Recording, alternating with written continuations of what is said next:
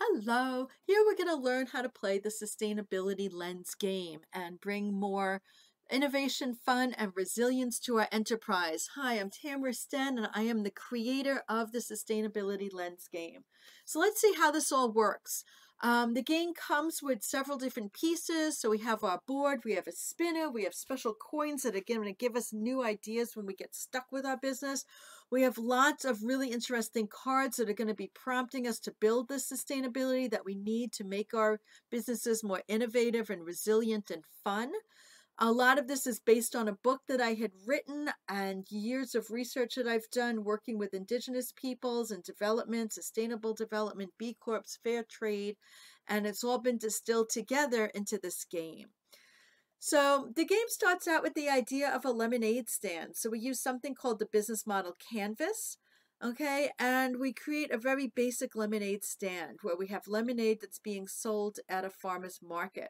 So going through the canvas, we have key partners who are folks that are helping us support this business that aren't necessarily a part of the business. So that would be the farmer's market and our different suppliers. We have our key resources, which are the materials that we need to make our lemonade stand work, and our key activities, which is the actual actions that we need to be taking to create the lemonade for our lemonade stand, so slicing and squeezing lemons. We have our value proposition, which is what makes our product more interesting than any others out there.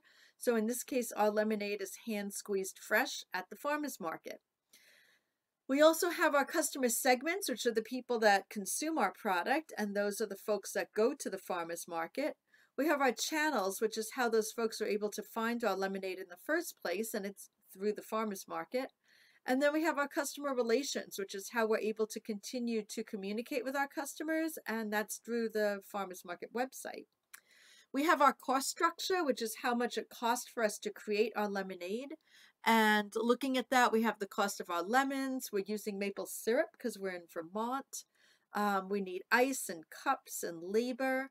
And then the revenue streams is what we're selling the product for. So how much money we're making. And we're thinking of selling lemons for 3 hours, lemonade for 3 hours, and selling about 50 lemonades an hour at $4 each. And at the end of the day, we'd have about $800 in sales. It would have cost us $325 in ingredients plus labor at $15 an hour. And we end up with a return on investment of $475. So it's a basic viable enterprise that works. Okay, to talk about it, we have our pitch script, which is part of the game. And we basically start off our game by stating where we are. Okay, so for example, the lemonade stand produces the best lemonade for farmers market customers by having it hand squeezed. Our lemonade is made with lemons that are cut and squeezed. Customers get our lemonade by attending the farmers market and stay in touch by the farmers market website. Our product, lemonade, costs a few dollars to make and is sold for $4. Okay, and that's our pitch. The next thing we have is some of the pedagogy behind the ideas of the Sustainable Development Lens game. And that was written in a book and also in various papers presented at conferences. It's been part of a Fulbright research study, and it ties in with sustainable development goals. So the elements behind the sustainability lens is Summa Kamana, which is based on the Andean model of living well, also known as Bien Vivir. And it's looking at putting a balance of knowledge and wisdom, tradition, action, love, community, celebration, and having that all work together in a balanced way.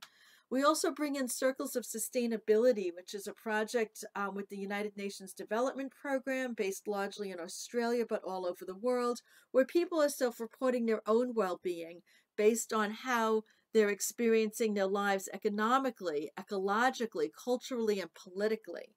And they're self-reporting to stakeholders. And we're looking at how businesses also have a responsibility to their communities and how can they positively impact the well-being of those around them.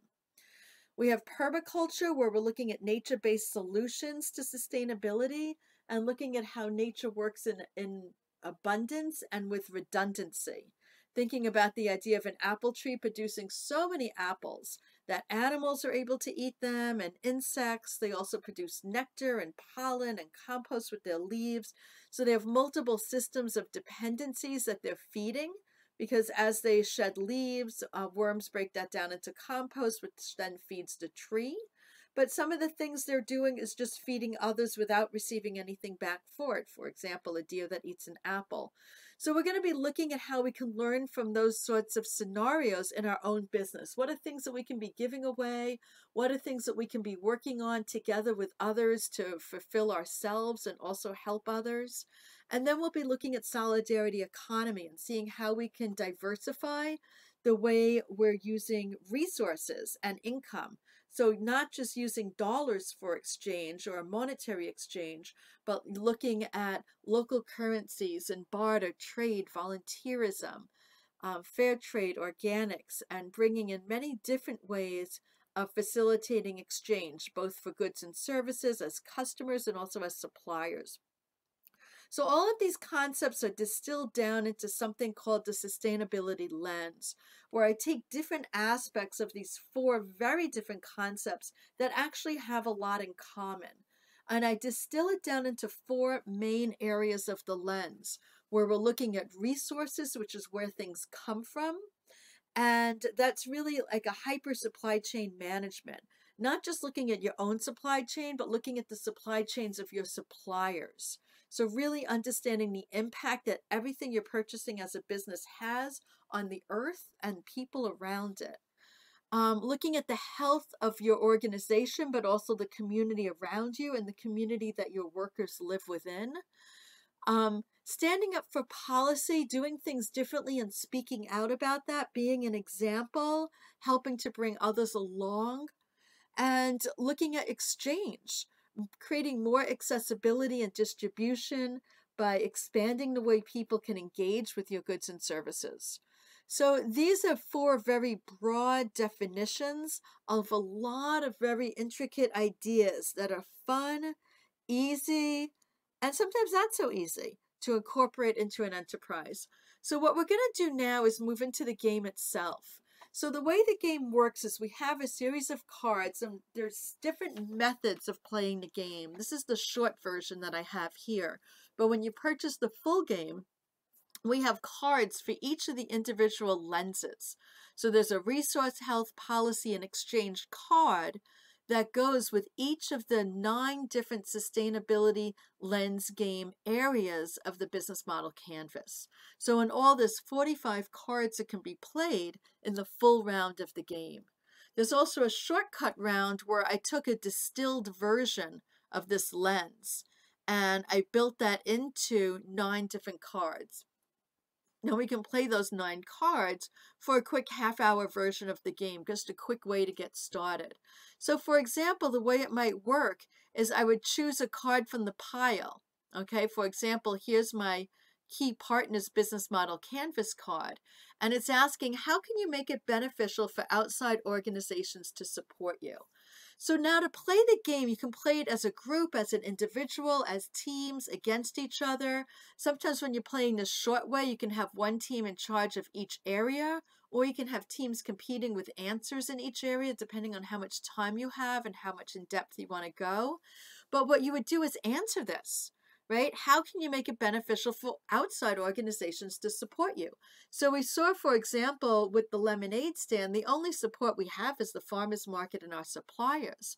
But what if we partnered with a vocational rehabilitation center and started to create jobs for disadvantaged people that need to get experience in the workplace?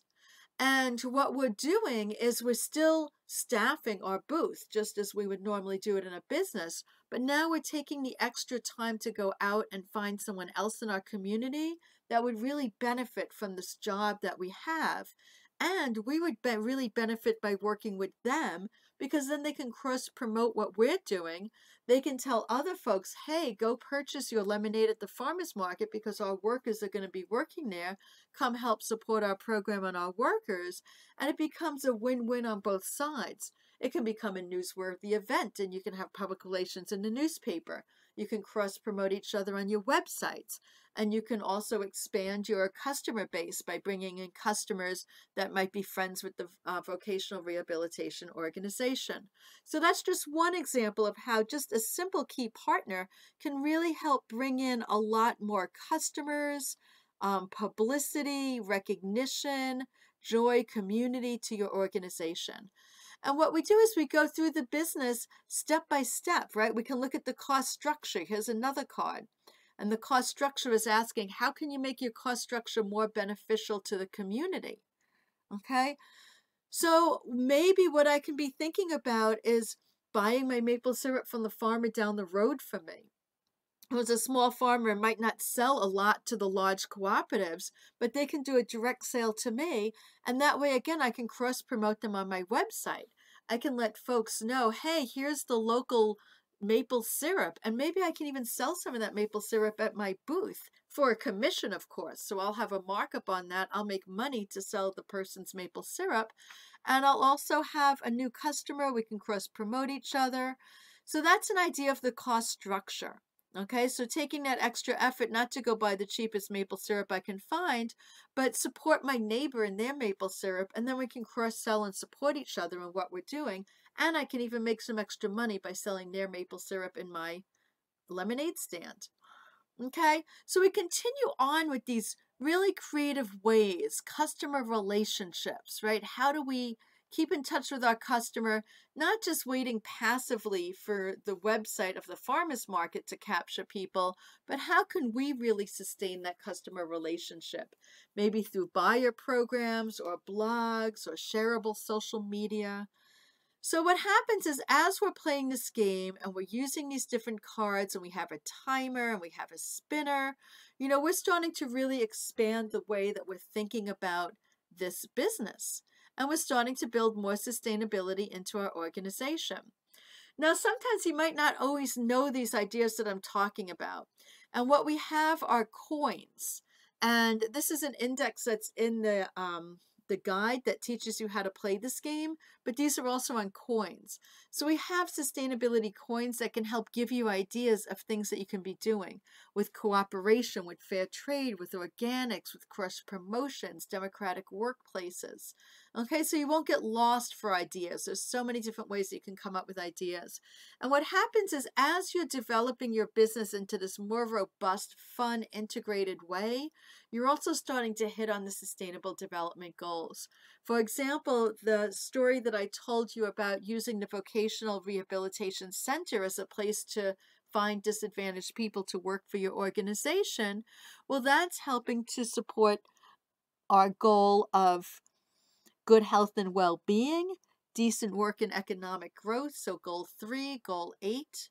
Okay, so as you're going through this, you're actually building sustainability and meeting these sustainable development goals, which also brings you into a larger community who's working in that same area and could also help to cross-promote, support, and benefit your business for you. I have a picture here of a spinner to make things exciting. As you go through the game, there's certain times you'll be spinning a dice. And there's certain times that you end up on a number that lets you spin the spinner. Okay, and here we have different challenges, storms that come or opportunities that come up that can also impact your business and gives you a chance to interact with it in a new way. Okay, so little by little, you're going through this board, you're filling it up, and the end piece that you have, this is a cooperative game. So the end piece that you have is you go back to that lemonade stand, and now you look at this real basic lemonade stand and see all of the new things that you've built into it. And then you put that into a new pitch. Okay, so your lemonade stand produces the best, most sustainable organic lemonade for farmers market customers and vocational rehabilitation affiliates and local farm stand lovers by having it create handmade lemonade using local maple syrup that gives back to our community and creates jobs for disadvantaged people. Our lemonade is made with local lemons and maple syrup from the farm down the road that you can purchase right here. Customers get our lemonade by coming to our farmers market, or even gifting others lemonades, or joining our buying club and joining in our buy one get one, and gifting lemonades to other people behind them online, or other folks that can't afford to pay for it, or purchasing lemonade with a sliding scale where they can pay what they're able to pay with a suggested retail price of $4. We empower customers and build community by creating opportunities for those who have less opportunity than us. Our product costs, and it can still cost $4, but we can have a sliding scale on that, right? It costs from $2 to $4, and it improves the lives of folks who are struggling in the workplace. And it's being sold for $4, and it builds access through the sliding scale where many people can purchase lemonade or gift it to each other, or be part of our buying club and get bulk discounts, or bring their own cups and refill them. And we support the sustainable development goals of good work and healthy relations, okay, by creating jobs for folks that wouldn't normally have them, and building a healthy environment by using locally sourced products, okay? And at the end, there's always a chance to be able to reflect upon what's happened. Okay, so this game can be played real quick in a half an hour. It can be played during the course of a semester in a classroom. It can be played over the weekend at a retreat. It can be played for 2 hours.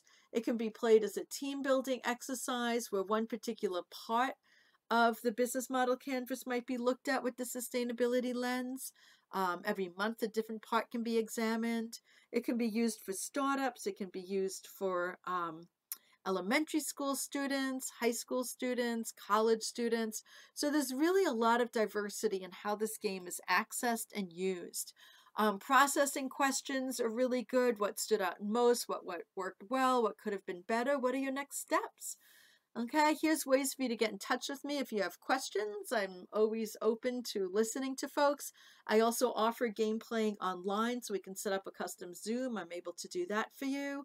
And you're also welcome to purchase the game and set it up and use it how you need to as well.